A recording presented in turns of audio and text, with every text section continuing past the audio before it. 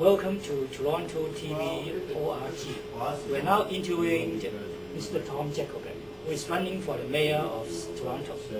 Nice meeting you. Thank you, Thomas. Yeah. Shall we start with your career? You have 20 years long experience with the urban council, with the city council here. And also, you have been 10 years as budget chief. You must have a lot of political experience that you can like to share with our audience.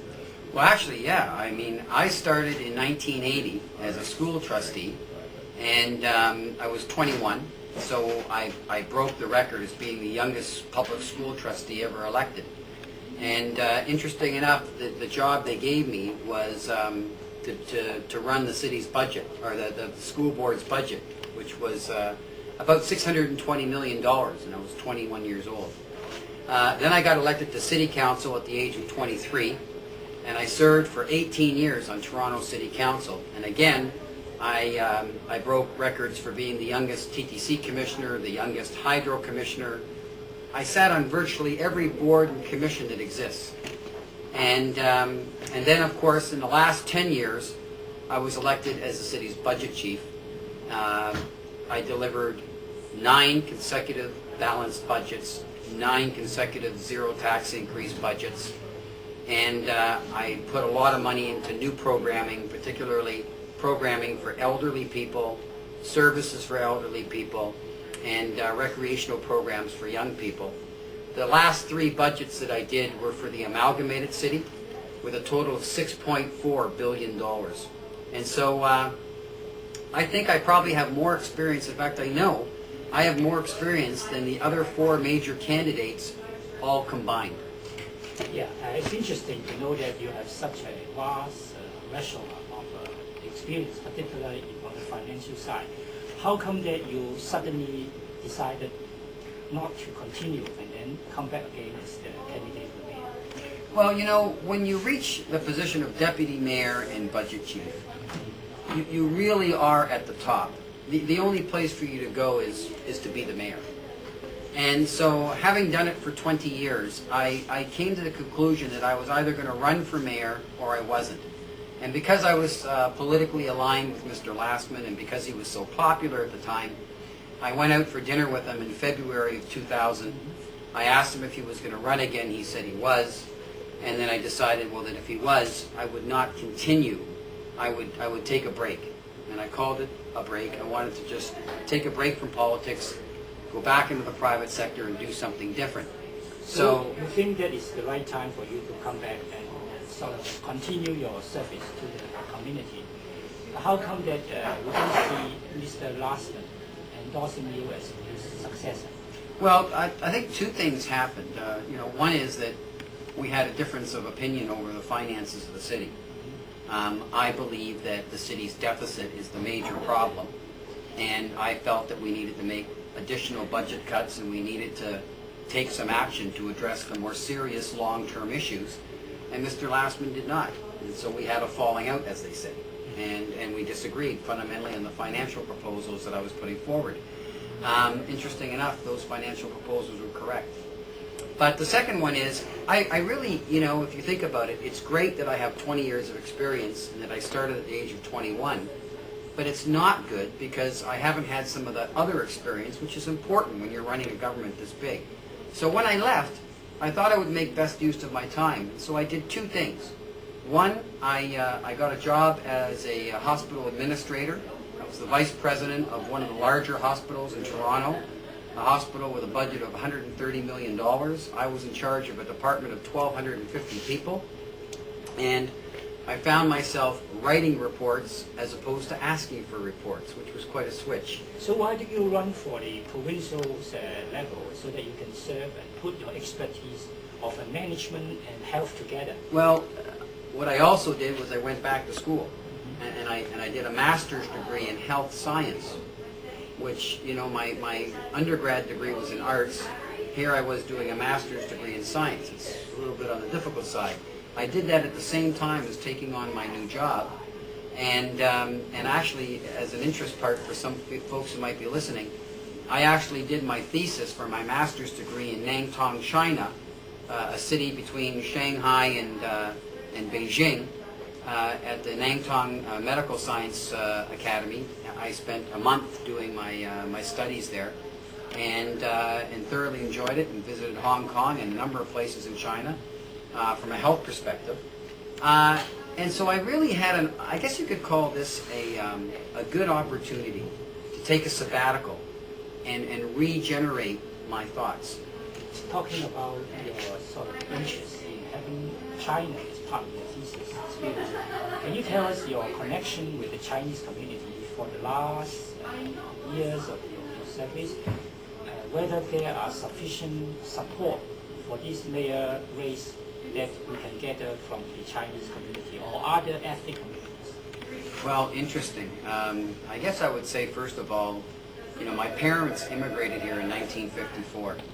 So if anyone has an appreciation for what it's like to be an immigrant to Canada, I do. I remember the stories. I remember how I was brought up by immigrant parents. Secondly, my introduction to the Chinese culture started off with two friends of mine in grades 7 and 8 who were of Chinese descent. Their parents spoke no English.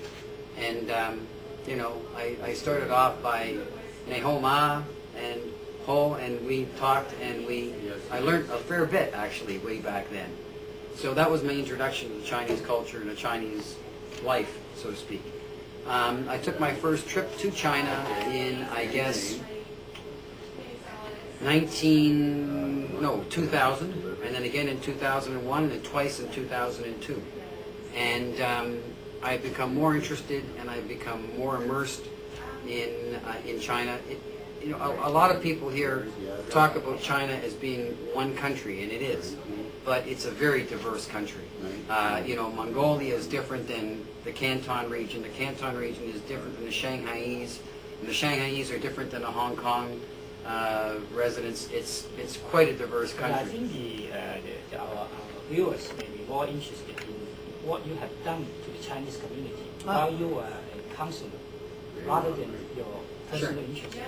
Well, it started off when I was in the school board. I supported the Heritage Language Program to ensure that the Chinese language could be learned in the public school system, and that parents did not have to spend money or send their kids after school. They could take their heritage language in school. That's a very important point. Secondly, I have been a big financial supporter of the Yihang Center, which is, probably, in my opinion, a leader in elderly health care, and particularly palliative care. Do you get the support of those people in running the Yihang Center to support you openly in this campaign? Well, I think Dr. Joseph Wong is staying kind of neutral, and as he should. And I think most of the people in the Chinese community are really involved in the Yihang Center and places of that nature, because they believe in the cause as opposed to the political part. So I don't generally recruit. I have a lot of Chinese-speaking people, some of which, yes, I met through Yihang, who support me, but I don't use that as a support base. I don't ask for that support. But if these people support your rivals, your competitors, then you'll be losing out in your edge. I would rather not ask agencies who do such fine work. I would rather not ask them. Or notable Chinese leaders. Well, that yes. Peter Chan, for example, who's the president of the Chinese Restaurant Association, is a supporter of mine. In fact, he's one of my co-campaign chairmen. But I generally speaking, have run my campaign based not on who are the big name supporters, but what I have done, what I stand for, what I will do. Yeah. Can I ask you whether you are confident that some of a lot of those supporters who support Mr. Lastman, when you have been working very closely, will translate the votes to you? Well, that's interesting. I mean, there are two different groups. There's the people who are around Mr. Lastman, many of which are supporting another candidate. And Openly this time? No. Very quietly. And then there are the people who supported Mr. Lastman, who I think are a wide group, mainly in North York, who I think they will have to think seriously about who they support. Yeah. I can only tell you that what I'm getting is support from people who are worried about the amount of taxation, who are worried about whether or not we are going to make changes, positive changes in the city and be able to afford them. But they should trust you more because they know what you have done. Well, I would. And you have good track record on the tax issues. I would certainly hope so. I'm the only candidate actually who has promised a zero tax increase, and most importantly, actually knows how to do a zero tax increase. So the problem is, how come you don't see this sort of your biggest asset translated into the polls?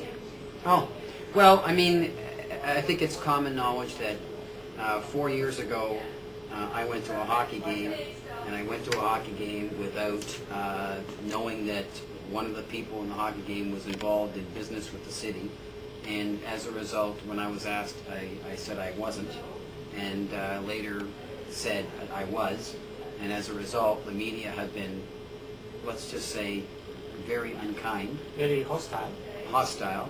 And that has hurt me immensely. So you think that this issue or this allegation is the most important stumbling block? That when you start, you have the name recognition. Right.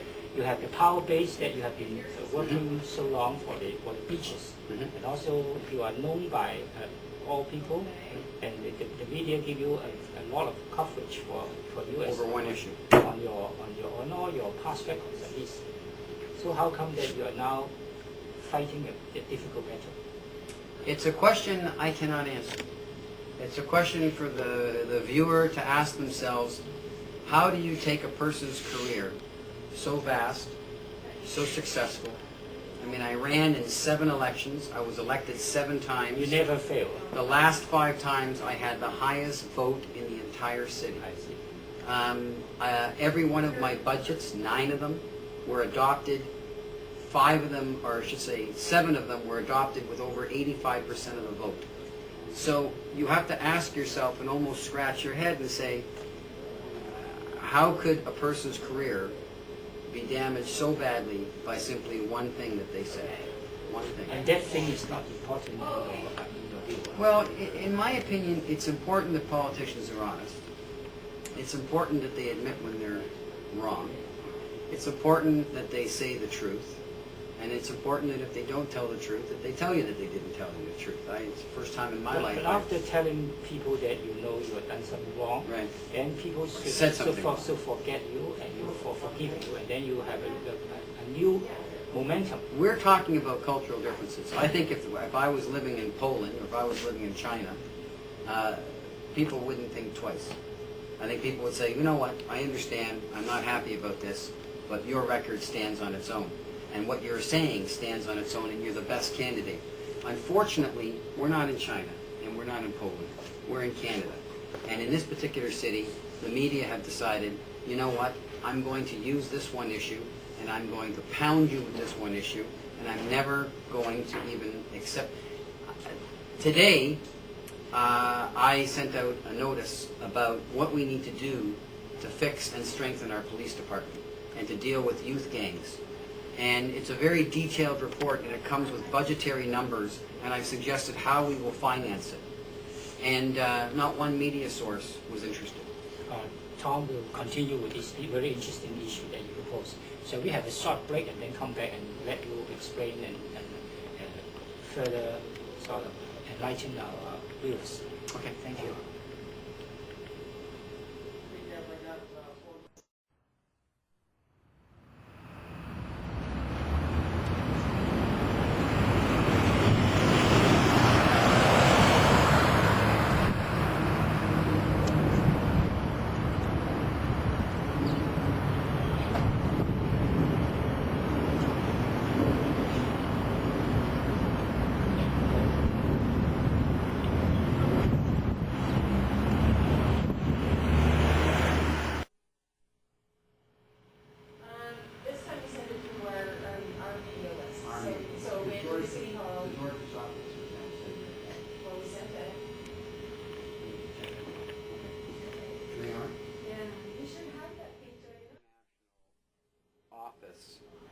I wanted to create an office to monitor international health concerns and epidemics.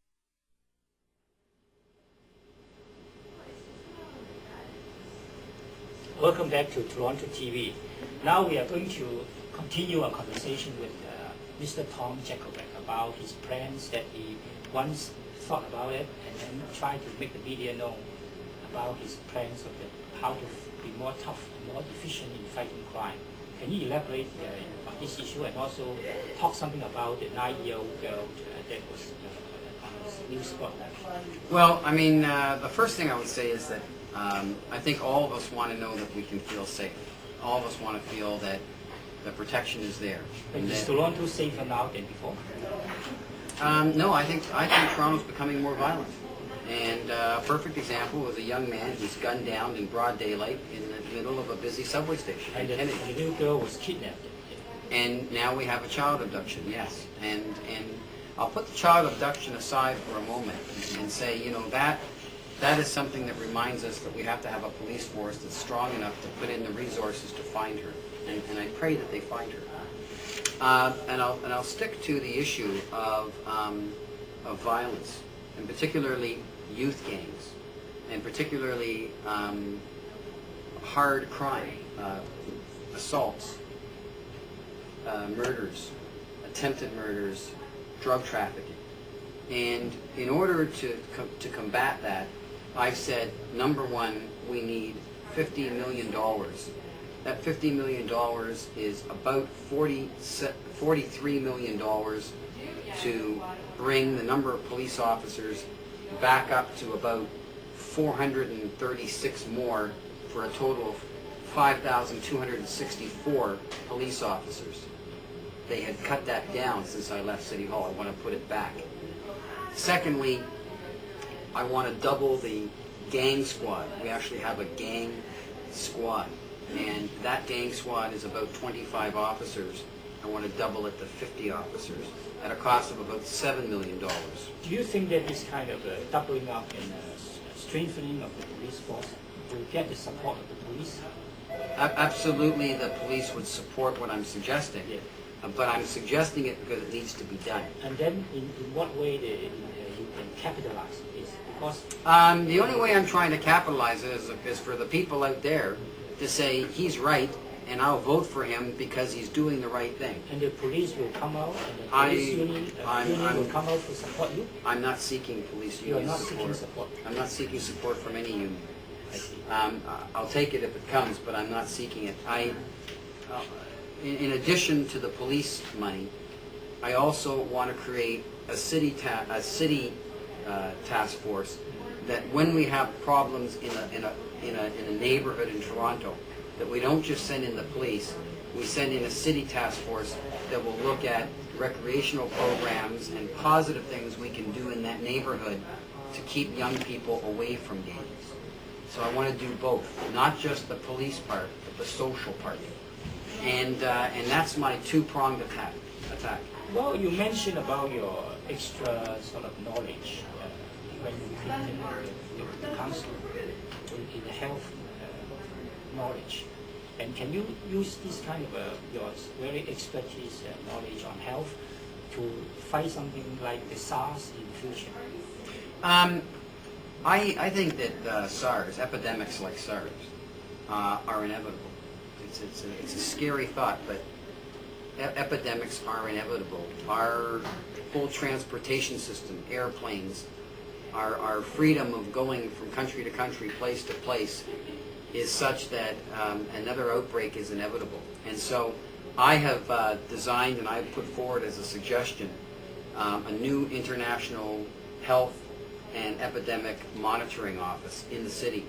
And this would consist of 6 people, all trained in the right profession, who would monitor international health concerns right across the world, and who would make sure that when something pops up, like SARS, that officials here in the city are aware of it and taking proper precautions for it.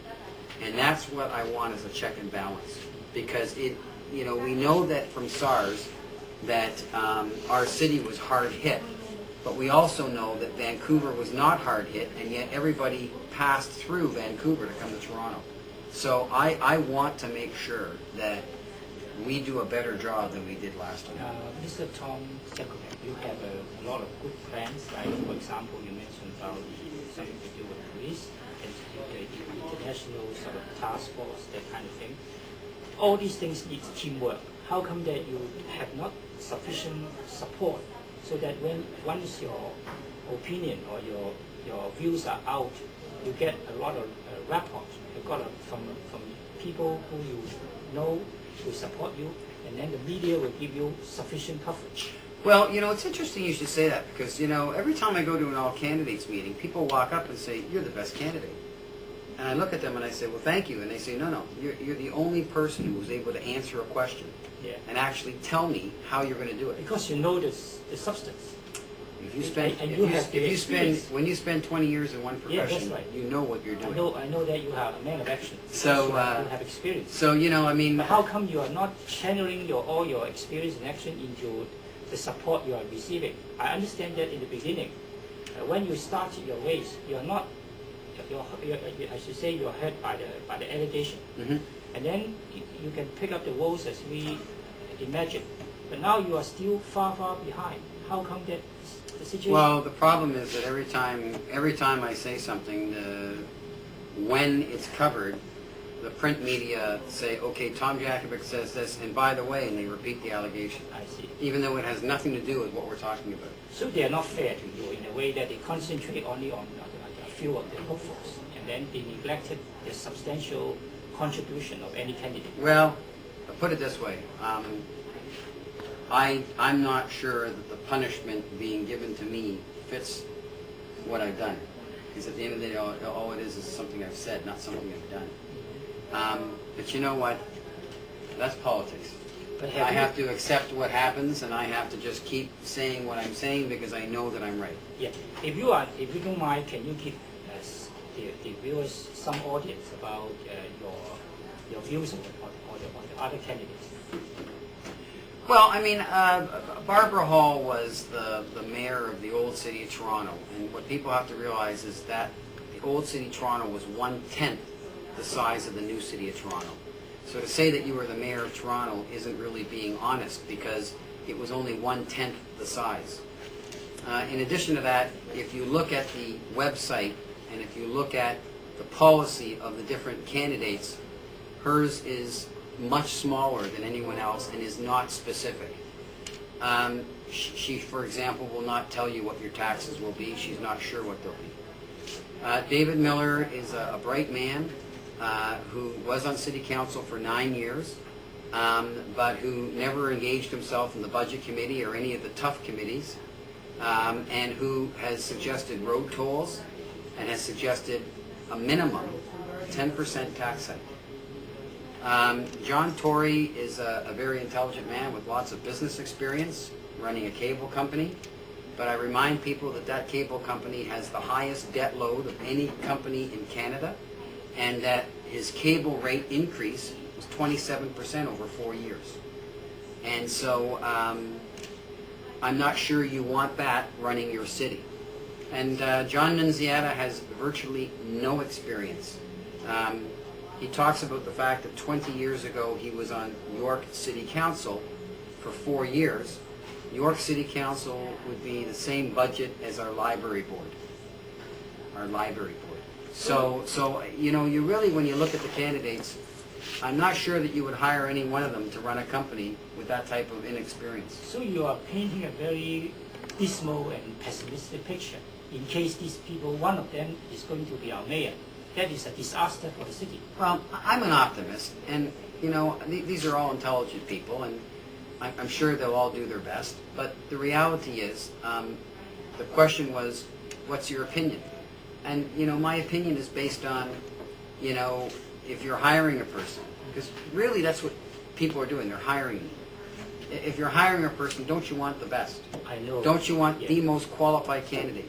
When you hire a roofer, what do you ask? You ask the roofer for a list of references? You could, but I wouldn't. Do you ask the roofer just for the price? No. What you want is a roofer that you know has the experience to do the roof that you want done and make sure it's not going to leak. But politics is politics. We have to face the result in about 10 days' time, or even slightly longer. Then how come that it's now almost at the end of the race? are you considering that you still have a chance, or you even consider quitting and Well, trying to support any one of them? There's a couple of things I would say. First of all, it's not that I need a job. Yeah. I do this because it's a calling. It's something I feel I must do. Secondly, running in an election is more than just winning or losing. It's about making a point. It's about showing people an argument, a different side, what needs to be done. Most of the candidates have borrowed policies right off my website, which is a good thing. I'm changing the outcome of the election by that. The fact that I was the only one who challenged Barbara Hall and her election expenses is what started bringing her down in the polls, because no one else would do it. They all said it was wrong. They all said it was illegal. They're all lawyers, but no one did anything. I had to.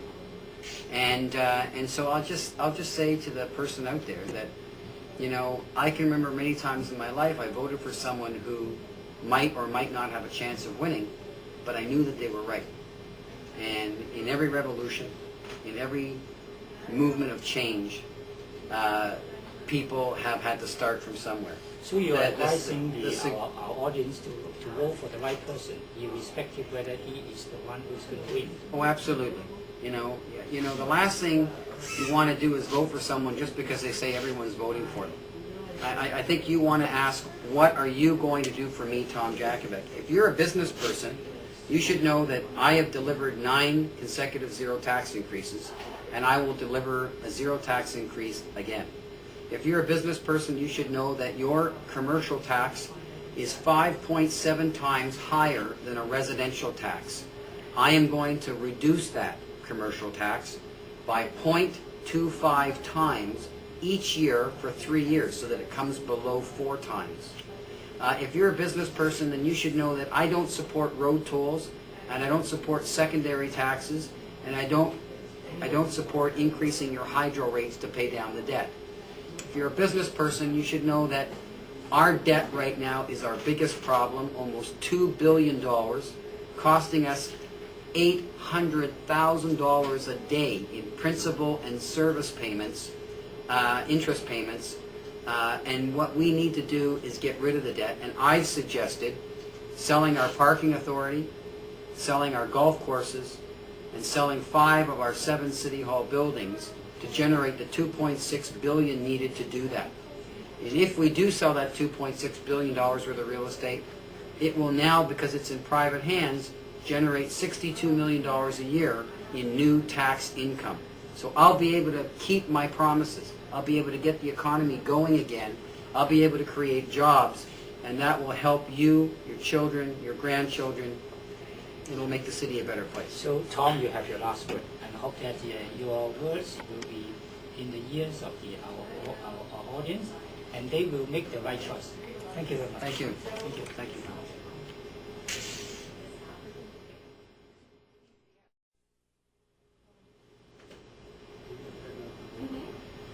各位，我哋訪問咗Tom Jakobek，關於佢嘅從政嘅經驗，同埋佢點解覺得呢一次嗰個選舉咧，好似對佢唔係好公道咁咧？係咪因為一個政客咧犯嗰次事，佢曾經做嗰啲嘢，佢肯認錯，而嗰個傳媒冇放過佢？咁佢一路同我哋講咧，都好似有啲心不忿咁樣。佢覺得喺佢嘅經驗啊，同佢去咁多次嘅選舉裏邊嘅嗰啲論壇咧，佢都係非常之覺得係同其他嘅候選人咧應該係不相伯仲嘅。點解喺今次嗰個傳播媒介裏邊對佢嗰個報導咁少咧？甚至佢話有啲好具體嘅計劃關於沙士啊，關於點樣去做一啲好啲嘅對付嗰個罪案啊，嗰啲報章全部冇登佢嘅。咁而家到最後我哋問佢咧，就話你究竟會唔會考慮離開呢個所謂嗰個選戰啊？佢答我嘅情況就係話佢會繼續落去。但係佢覺得今次嗰個選舉咧，嗰個選情係非常之緊湊，到而家為止咧，我哋都好難知道邊個會贏。咁我哋會為大家咧繼續訪問其他嘅候選人，繼續同大家報導一啲深入嘅一啲採訪。多謝各位。